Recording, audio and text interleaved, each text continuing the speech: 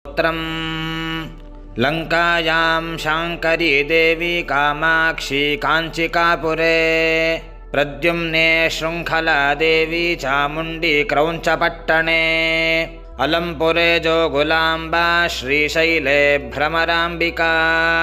Kolhapure Mahalakshmi मुहुर्ये Ekvira उज्जयिन्यां Mahakali पीठिकायां पुरुहूतिका ओढ्यायां Girija Devi माणिक्या दक्षवाटिके